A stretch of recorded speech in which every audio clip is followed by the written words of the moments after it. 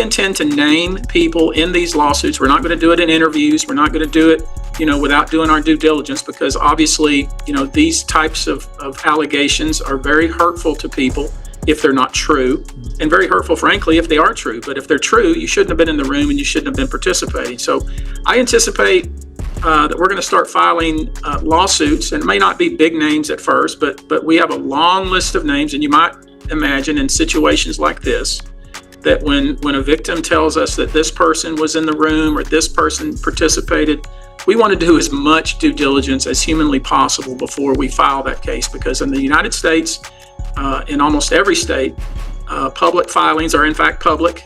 And when you name somebody in a lawsuit, the press is going to pick it up, and we're aware of that. So we're going to make sure that we dot our I's and cross our T's, and I expect that there will be some people named in these lawsuits that will raise some. Houston attorney Tony Busby has announced that he's filing a lawsuit against Diddy, accusing him of sexual misconduct involving over 100 minors. Other minor told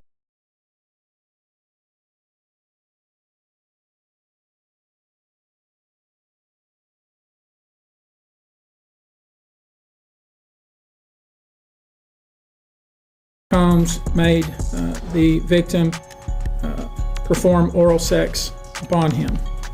Another incident, an individual 15 years old at the time, flown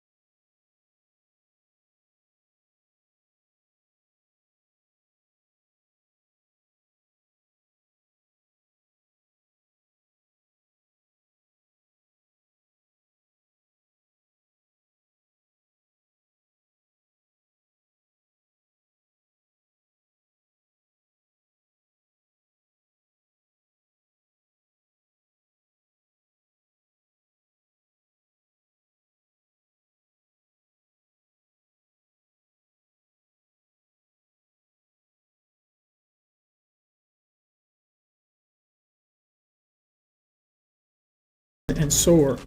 Diddy has recently been named in at least 15 new lawsuits, some of which involve claims concerning minors.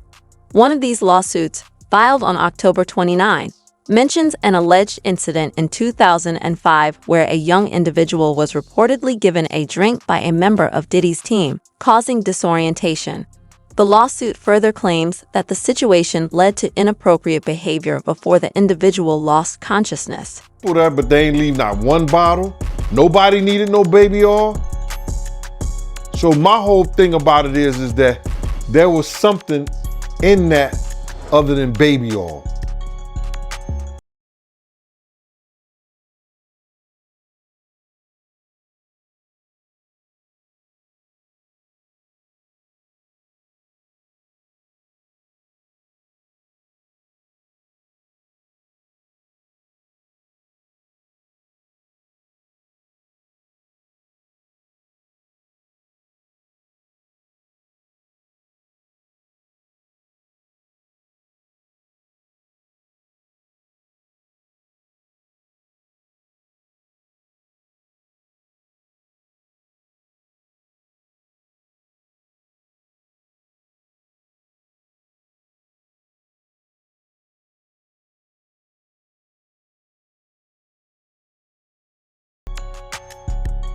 Drowsiness, and that's under the DEA, the Enforcement Administration.gov. It's known that Diddy allegedly used certain substances in his parties, leading some to suspect he may have employed similar tactics in early auditions. Jan Deal has also made statements suggesting concerning behaviors during that time, which adds to the overall picture people are now discussing. Yeah. Let's say this. Something else is going on. They didn't raid, they searched with a warrant his premises on the West Coast, right? They searched his premises on the East Coast in Florida, right? On the same property that the premises was located that they searched in Florida, he had a second mansion. They didn't touch that one. Why not? And when they walk out of there, they got a small trash bag and they have a medium-sized cardboard box. What was it they seized that would fit into those items? I have a sneaking suspicion from my background in criminal defense that what they seized was some evidence that was very incriminating to other people. Now, after they seized the evidence, they had no probable cause to arrest him on any crime. He hasn't been indicted. They talked to him at an airport before he got on a private jet to fly to an island that has no extradition agreement with the United States. Have you heard anybody trying to prosecute him? Not at all. So what did they do? See, the feds are interesting. Who served the search warrant? Homeland Security. Now, what the hell do they have to do with that? Judge Joe Brown, a Tennessee criminal court judge and former TV court show arbiter, has commented that some of Hollywood's most prominent figures may be involved in what he describes as a major abuse scandal, comparable to the cases of Harvey Weinstein and Jeffrey Epstein. Judge Brown noted that the ongoing allegations against Diddy suggest that even more influential names might be involved and hinted that these names could be revealed soon. I appreciate y'all. Thank you. And I just want to say how much I appreciate Puff Daddy for doing the kinds of work that he's doing, because he doesn't have to do this. But this is part of what is important about giving back. We applaud you, and I want to apologize for not sweating, but I do this so much. I'm so cool.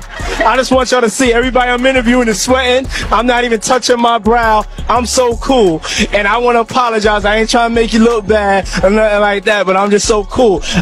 We T-shirt. I tell you, if he was wearing one of those fancy designer clothes he's designing, he'd be sweating just like me. It truly is about the Benjamin, as we see. Oh yes, he's glittering. He truly is about the Benjamin. Yeah. Well, now when we come back, we're gonna talk more with Puffy, and if you want to hang out, more than welcome to stick around, my brother. All right, we'll be right back with more right after this. Hey, everybody know ain't no party like a Diddy party, so.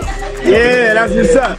Yeah. Some speculate that powerful figures might be involved in the allegations surrounding Diddy, especially considering his history of hosting high-profile guests, including past presidents and British royalty, at his parties. Photos have surfaced showing both Obama and Trump attending his events. Given Diddy's own past statements about these gatherings, which allegedly included illegal activities, people are now wondering if the fallout could reach others within his circle. Saw what he did to Cassie.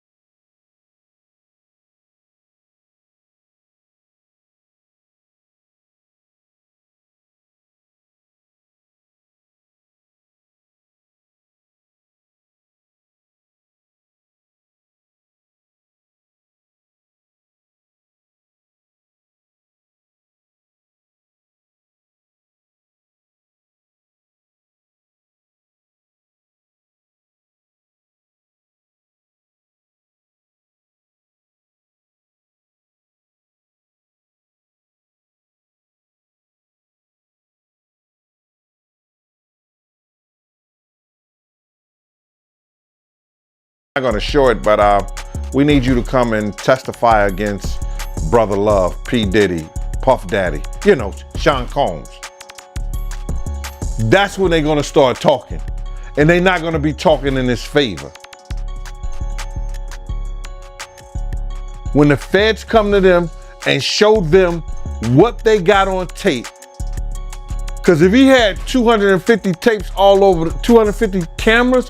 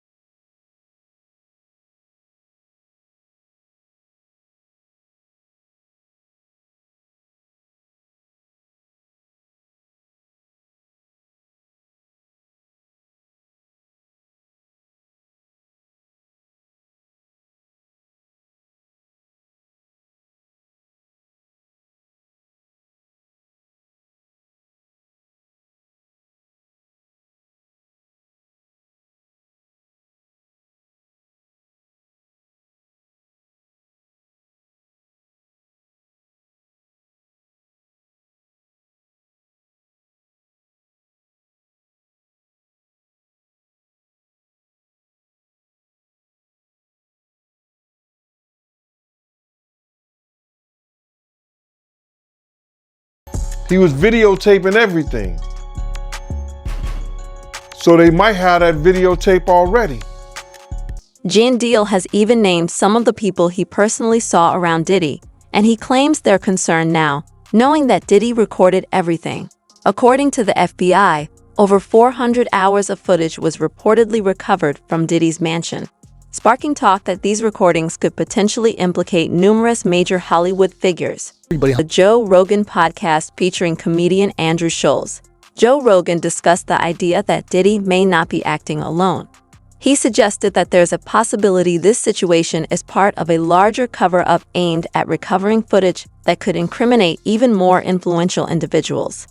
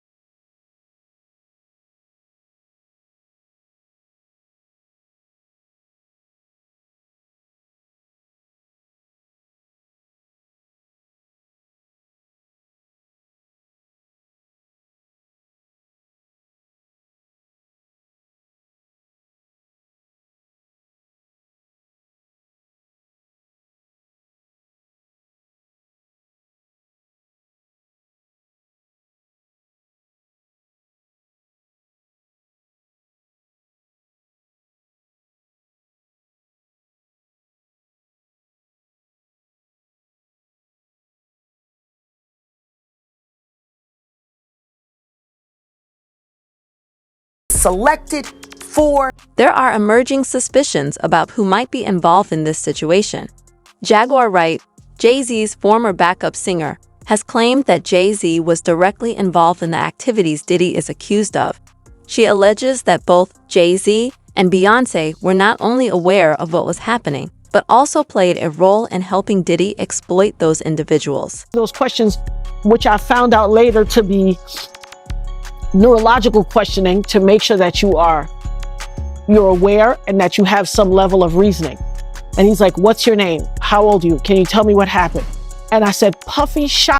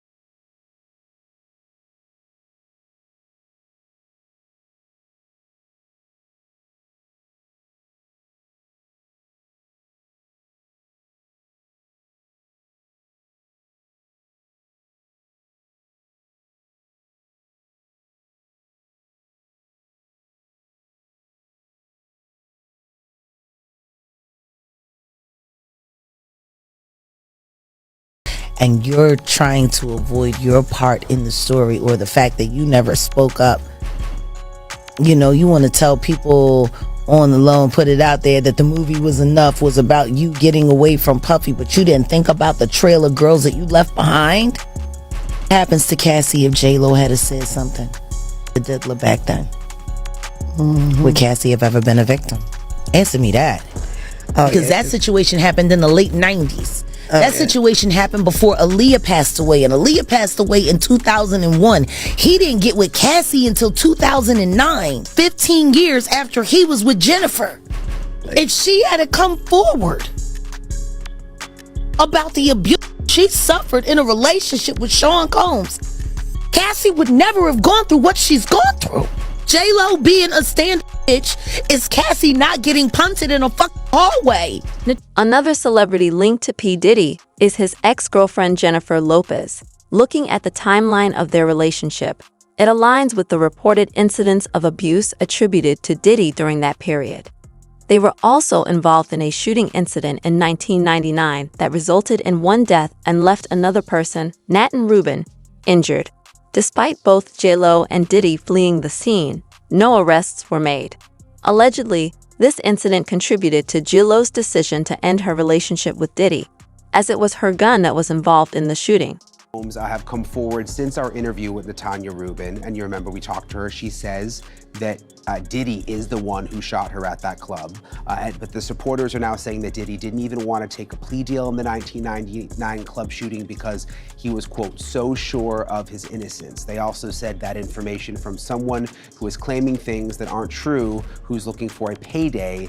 They said payday is not going to change that. Natanya Rubin joins us once again now. Natanya, we appreciate your time again. First of all, I want to know your reaction to these people now around Diddy who are coming out in support of him, saying that he was so sure of his innocence and that that's the reason he didn't take a plea deal in the case that you were involved in where you got shot.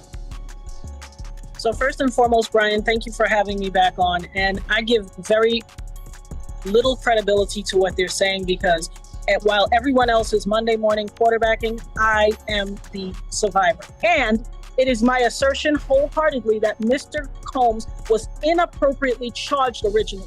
His charges should have mirrored that of Mr. Jamal Shine Barrow. He should have been charged with attempted murder, a reckless endangerment, criminal possession of a weapon, and firing that weapon in an open environment. And you bring up Shine, one of